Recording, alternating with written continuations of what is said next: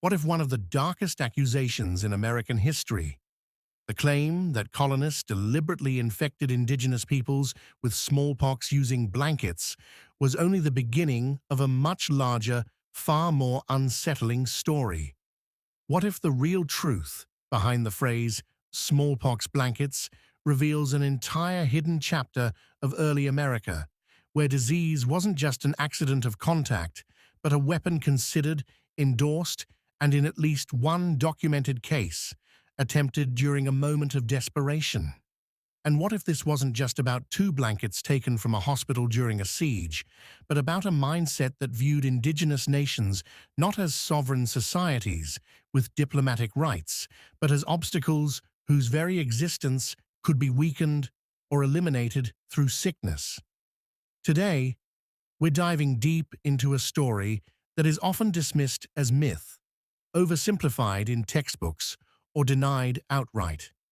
But when you start connecting the scattered evidence, letters between British generals, militia journals, frontier rumors, missionary reports, and indigenous oral histories, you discover a truth far more complex and far more disturbing than a single shocking anecdote. Because smallpox didn't just arrive, it followed colonial expansion like a shadow. It traveled with soldiers, traders, refugees, missionaries, livestock, and goods. It thrived in disrupted homelands, crowded forts, and starving communities. And at least once, colonial officers attempted to push it into the hands of their enemies. So the question becomes, was the Fort Pitt incident a moral outlier, a desperate act from a desperate war? Or was it a rare glimpse into a broader colonial worldview, one where disease was not only allowed to run its course, but at times was quietly weaponized? That's the mystery we're uncovering today. And to start, we need to return to the siege, where this shadowy chapter first becomes unmistakably visible. Fort Pitt, 1763. To understand the origins of the legend, we have to immerse ourselves in the tension and violence of Pontiac's War, one of the most significant indigenous uprisings in early American history. After the French and Indian War ended, Britain gained control of a vast territory previously managed by France, and many indigenous nations who had long maintained alliances with the French suddenly found themselves under British rule. But the British didn't treat them as allies. They treated them as subjects.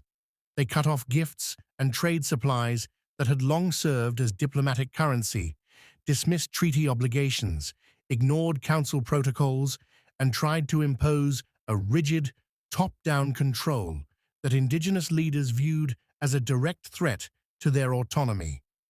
The backlash was explosive.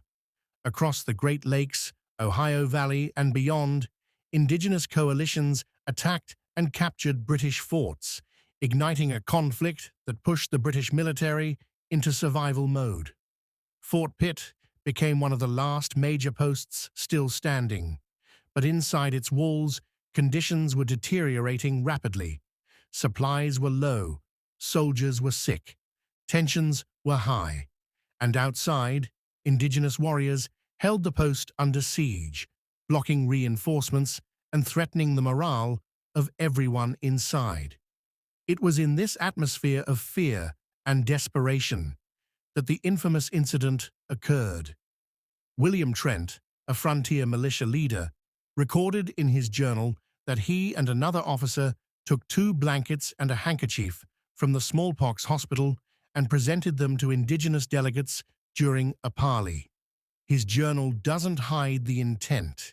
He explicitly states the items were taken from the smallpox ward. This wasn't rumor. It wasn't hearsay. It was a written admission. And while some historians debate the effectiveness of the act, the intent cannot be ignored. Because right after Trent's journal entry, another set of documents deepens the story: the correspondence between General Jeffrey Amherst and Colonel Henry Bouquet. Amherst proposed using smallpox to extirpate indigenous resistance. Bouquet replied that he would try to spread the disease. Amherst encouraged him further. These letters show that biological warfare wasn't only attempted at Fort Pitt, it was approved at the highest level of British command. Whether Bouquet followed through is unclear, but the mindset recorded in these letters casts a long shadow. Was Fort Pitt an isolated act, or simply the act that left a paper trail? Tribes across the region later recorded outbreaks following contact at British posts. Even when coincidence and natural spread are possible explanations, the presence of intent in the record transforms every rumor into something much harder to dismiss. Fort Pitt is the flashpoint, but the deeper story requires looking beyond that single moment. Once we move beyond Fort Pitt, we enter an enormous archive of indirect, fragmented, and sometimes unsettling evidence. Frontier journals hint at British or colonial officers boasting about disease doing their work for them. Missionary diaries describe how indigenous communities blamed certain traders or soldiers for outbreaks that followed suspicious encounters. French fur agents, who often respected indigenous protocols more than the British, recorded the fear that British soldiers might intentionally use infection to subdue resistant nations. Meanwhile, Spanish reports from the Southwest described rumors among Pueblo and Apache groups who feared blankets, clothing, or gifts offered during epidemics. These sources don't offer the same direct clarity as Trent's journal or Amherst's letters, but they paint a picture of a frontier where disease and warfare were deeply intertwined, not always by explicit design, but often by opportunistic exploitation. The question becomes, did colonizers knowingly spread smallpox beyond isolated incidents? The truth is more nuanced. The vast majority of outbreaks were likely accidental.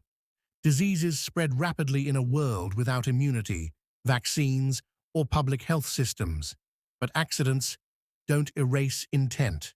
And when intent appears even once, when generals consider disease a viable option, when militia officers try it, when colonial governments allow disease to rip through communities they want weakened, the line between deliberate and opportunistic becomes thin.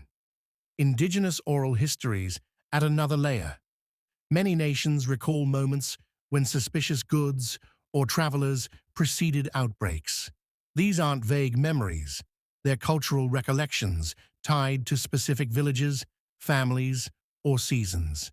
And while oral histories often differ from written accounts in format, they preserve emotional truths and patterns that written colonial documents intentionally ignored. When combined, these fragments reveal a world where disease moved freely, sometimes naturally, sometimes carelessly, and occasionally with intentional manipulation. Fort Pitt wasn't the whole story. It was just the story that left a written confession.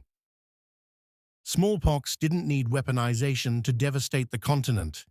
Colonization itself created perfect conditions for the disease to flourish. To understand the real impact, we have to examine the massive structural changes indigenous nations faced as Europeans expanded westward. Traditional food systems were disrupted by forced removals, lost hunting grounds, and the destruction of ecological balance. War, displacement, and resource scarcity weakened immune systems. Trade networks, once regulated through careful diplomacy, became unpredictable, chaotic, and sometimes exploitative. Traders, missionaries, soldiers, surveyors, and settlers traveled constantly, spreading diseases across vast distances. A single infected person could ignite an epidemic hundreds of miles away. Refugees fleeing conflict from the east arrived in the interior carrying illness unknowingly.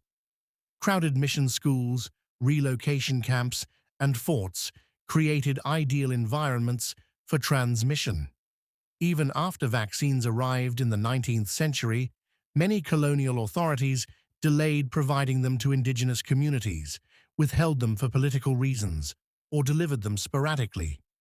In some cases, settlers received vaccinations while indigenous families, living just miles away, received none. This neglect wasn't always an intentional strategy, but it often aligned with colonial goals. Starving, displaced, demoralized communities were easier to manipulate and control. And when outbreaks occurred, colonial leaders often used the devastation as a justification for taking land, relocating survivors, or eliminating political resistance. So while the idea of smallpox blankets captures one shocking method of spreading disease, the broader reality was much larger. Colonization itself created the perfect storm for smallpox to become one of the deadliest forces in North American history. The weapon wasn't just a blanket, it was a system. The reason the blanket story endured isn't simply because of the Fort Pitt letters. It's because it captured the emotional truth behind generations of epidemics. A blanket is intimate. It represents warmth, care, hospitality, and gift-giving, values central to many indigenous diplomatic traditions. To weaponize something so symbolic was a profound violation of trust. That violation became a powerful metaphor for the entire colonial experience. Indigenous oral histories preserve stories of betrayal, of sickness following diplomatic encounters, of communities devastated after accepting goods. These stories didn't survive because they were literal accounts of every outbreak. They survived because they expressed the deep sense of injustice people felt as wave after wave of disease tore through their villages. At the same time, the blanket story gained endurance because of the way colonial and later American historians attempted to minimize or dismiss indigenous accounts. Every time scholars insisted the story was just a myth, communities pushed back harder, reinforcing it as a symbol of remembered cruelty. The truth is that memory works differently across cultures. Written documents capture specific events. Oral histories capture emotional and moral truths. When an entire population suffers devastating epidemics immediately after colonization, and when at least one group of colonial officials is documented attempting biological warfare, the symbolic story becomes powerful enough to carry the weight of all the trauma that followed. The blanket story survived because it represents not just a single act, but the entire pattern of disease, betrayal, loss, and resilience that indigenous nations endured for centuries. Long after the 18th century ended, smallpox continued to shape the continent. In the 1780s, the disease swept across the plains, killing thousands and reshaping the political balance among nations like the Lakota, Cheyenne, and Arapaho. In 1837, the steamboat-borne epidemic on the Missouri River decimated the Mandan and inflicted massive losses on the Hidatsa and Arikara. That outbreak wasn't intentional, but it was preventable. Authorities ignored quarantine warnings and allowed travel to continue. In 1862, a devastating smallpox wave struck the Pacific Northwest. Many indigenous families begged colonial officials to establish quarantines or stop infected settlers from moving through their territories. Their pleas were ignored. Entire villages along the coast and inland rivers were wiped out. Even in the late 19th and early 20th centuries, when vaccines were universally available to settlers, indigenous communities often received them last or only partially. Missionaries sometimes used access to vaccination as leverage for conversion. Government agents sometimes withheld them to pressure families into moving on to reservations. The cumulative result was staggering. Entire languages were lost. Leadership lines disappeared. Ceremonial knowledge disappeared with the elders who held it. Territories became depopulated and vulnerable to seizure.